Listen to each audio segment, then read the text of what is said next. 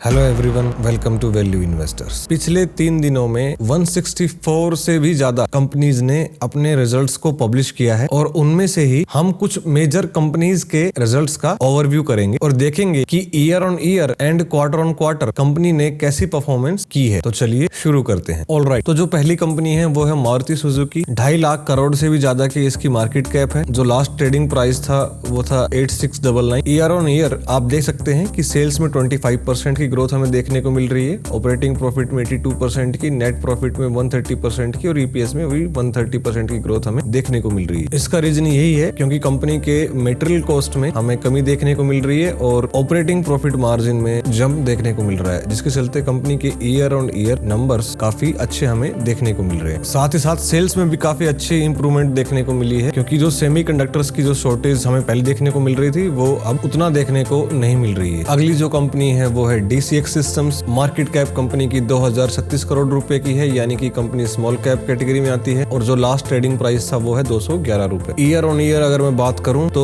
Sales में 15% की गिरावट हमें देखने को मिल रही है, लेकिन ऑपरेटिंग प्रॉफिट में वहीं हमें 14% की तेजी देखने को मिल रही है। क्योंकि सेल्स में गिरावट है तो नेट प्रॉफिट और ईपीएस में भी हमें गिरावट देखने को ही मिल रही है। बाकी जैसा कि आप सभी को मालूम ही है कि ये कंपनी रिसेंटली ही स्टॉक मार्केट पर लिस्ट हुई है। डिफेंस और एरोस्पेस के सेक्टर में ये कंपनी काम करती है, तो आप अगर इस कंपनी में इन्वेस्ट करना चाहते हैं तो फिलहाल इस कंपनी को थोड़े टाइम के लिए अपनी वॉच लिस्ट में रखें और क्वार्टर ऑन क्वार्टर इसकी परफॉर्मेंस को रिव्यू करते रहें। उसके बाद ही आपको कोई डिसीजन लेना है, क्योंकि जब भी कोई नई कंपनी स्टॉक मार्केट में लिस्ट होती है तो हमें ये पता नहीं होता है कि कंपनी कितनी स्ट्रॉन्ग है, उसका पास्ट ट्रैक रिकॉर्ड भी हमारे पास अवेलेबल नहीं होता है, जिसके चलते हमें बहुत ही अर्ली स्टेज पर किसी भी प्रकार का इन्वेस्टमेंट करने से बचना चाहिए। लेकिन मेरा मानना यही है कि जितने भी एरोस्पेस और डिफेंस सेक्टर में काम करने वाली कंपनियां हैं वो लॉन्ग रन में अच्छा ही परफॉर्मेंस करेगी। रीजन बीइंग गवर्नमेंट का उनको फुल सपोर्ट मिल रहा है आत्मनिर्भर भारत के तहत। नेक्स्ट जो कंपनी है वो है जेन स्टार टेक्नोलॉजीज। मार्केट कैप उसकी 5160 करोड़ रुपए की है, यानी कि कंपनी एक स्मॉल कैप कंपनी है। लास्ट ट्रेडिंग प्राइस इसका 228 का था। सेल्स में हमें ईयर ऑन ईयर 9% की ग्रोथ देखने को मिल रही है, लेकिन वहीं ऑपरेटिंग प्रॉफिट और नेट प्रॉफिट में 15 और 17% की गिरावट रेस्पेक्टिवली हमें देखने को मिल रही है। अब जितनी भी स्मॉल कैप कंपनी होती है उनके शेयर प्राइस में 50 to 60% की गिरावट किसी भी समय आ सकती है, तो ऐसी कंपनियों की तरफ जाने से पहले आपको अपना अच्छे से ड्यू डिलिजेंस करके चलना चाहिए।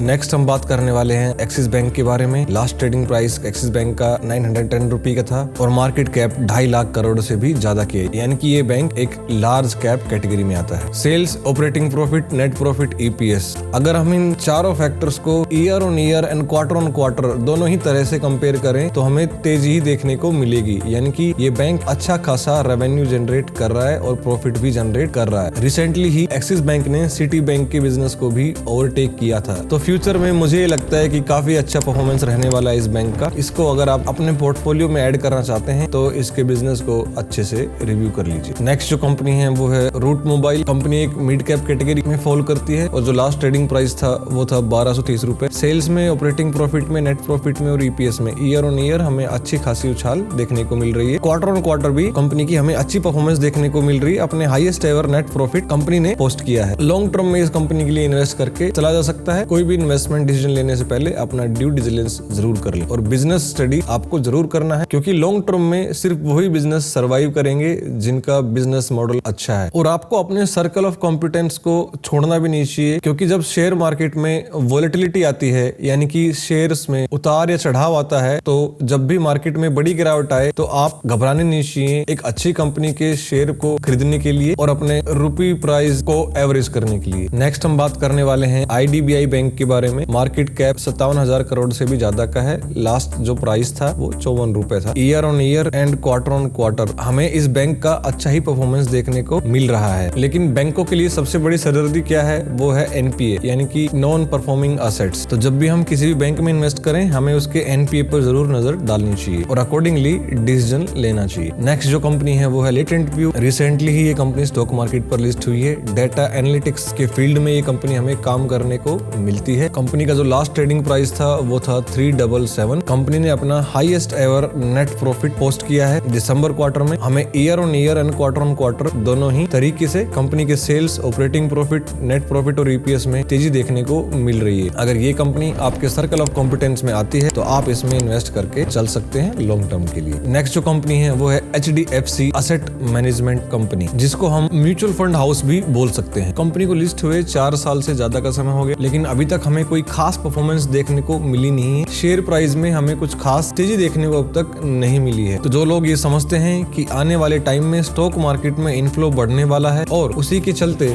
म्यूचुअल फंड हाउसेस को भी फायदा होने वाला है, तो वो लोग ऐसी कंपनी को अपने रडार पर रखकर चल सकते हैं। नेक्स्ट जो कंपनी है वो है लक्ष्मी ऑर्गेनिक। रिसेंटली ही कंपनी स्टॉक मार्केट पर लिस्ट हुई थी। मिड कैप टाइप की एक कंपनी है। लास्ट ट्रेडिंग प्राइस 290 रुपए का था। ईयर ऑन ईयर बेसिस पे हम देख सकते हैं कि कंपनी के sales, operating profit, net profit और ईपीएस में एक बड़ी गिरावट देखने को मिल रही है। लेकिन वहीं अगर हम क्वार्टर ऑन क्वार्टर की बात करें तो कंपनी ने अपने बैलेंस शीट को इम्प्रूव ही किया है। तो बहुत ही छोटी कंपनी है। इन्वेस्टमेंट पर्पज से जो लोग रिस्क लेना चाहते हैं वो इस कंपनी में इन्वेस्ट करके चल सकते हैं। नेक्स्ट जो कंपनी है वो गेमिंग सेक्टर से जुड़ी हुई है। नाम है इसका नजारा टेक्नोलॉजीज। मार्केट कैप इसकी 4050 करोड़ रुपए की है और लास्ट ट्रेडिंग प्राइस 612 रुपए का था। आप ईयर ऑन ईयर देख सकते हैं और क्वार्टर भी आप देख सकते हैं कि कंपनी के प्रॉफिट्स में हमें तेजी ही देखने को मिल रही है। जिन लोगों को ये लगता है कि आने वाले टाइम में गेमिंग सेक्टर बहुत ही ज्यादा बूम करेगा तो वो इस तरह की कंपनी में इन्वेस्ट करके चल सकते हैं। हालांकि मेरा भी यही मानना है कि आने वाले समय में गेमिंग सेक्टर अपने पीक पे देखने को मिलेगा, लेकिन मैं ये नहीं कह रहा हूँ कि ये हमें कल देखने को मिलेगा। हो सकता है उसमें कुछ साल लग जाए, लेकिन डेफिनेटली इंडिया में भी गेमिंग सेक्टर उतना ही बड़ा होगा जितना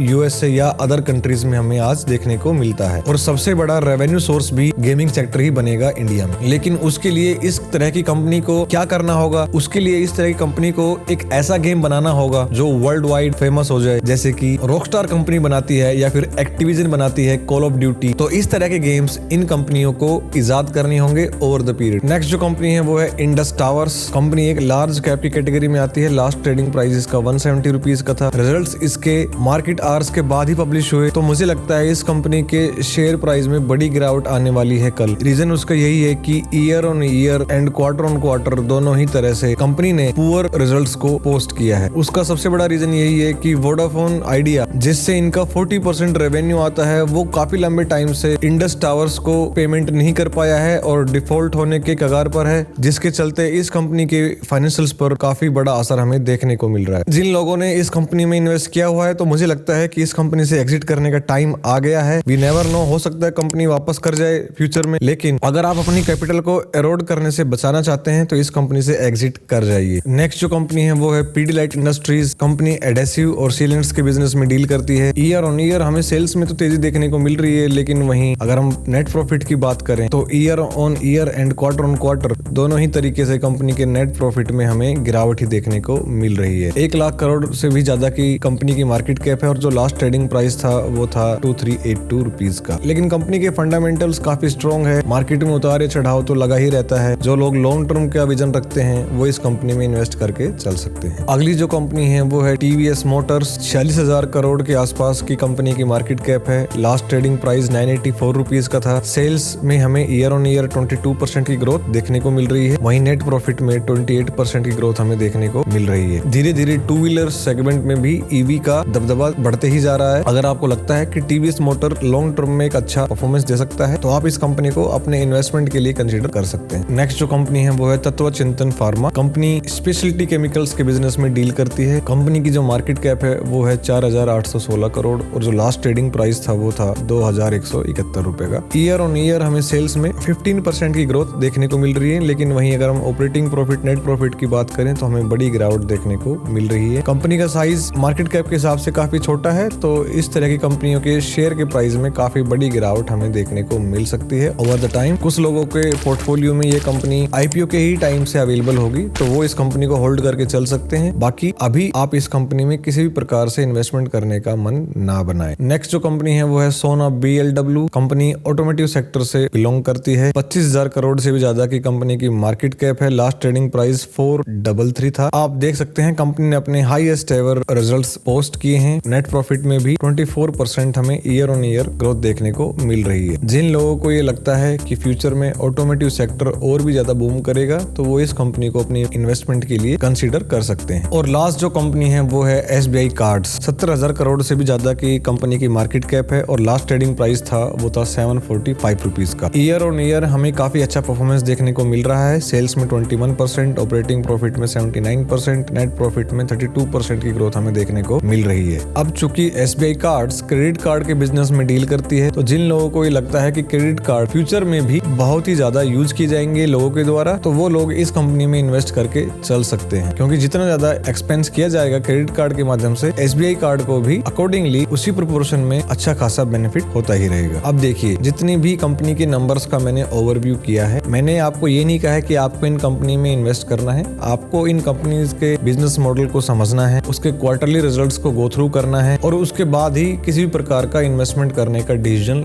लेना है। अगर आप इतने सारे एक्टिविटी को नहीं कर सकते हैं तो सबसे बेटर है कि आप निफ्टी 50 में इन्वेस्ट करके चल सकते हैं। जो भी व्यूअर्स इस चैनल पर नए आए हैं, मैंने आई बटन में निफ्टी 50 में कैसे इन्वेस्ट किया जाता है उस वीडियो का लिंक दे दिया है, वहां से आप जाके भी इस बारे में ज्यादा जानकारी ले सकते हैं। तो फिलहाल के लिए इतना ही। वीडियो अगर आपको इन्फॉर्मेटिव लगा हो तो वीडियो को लाइक और शेयर कर दीजिए और चैनल को सब्सक्राइब कर लीजिए, ताकि आने वाले सभी इंपॉर्टेंट वीडियोस की नोटिफिकेशन सबसे पहले आप तक पहुंचती रहे। मिलते हैं नेक्स्ट वीडियो में।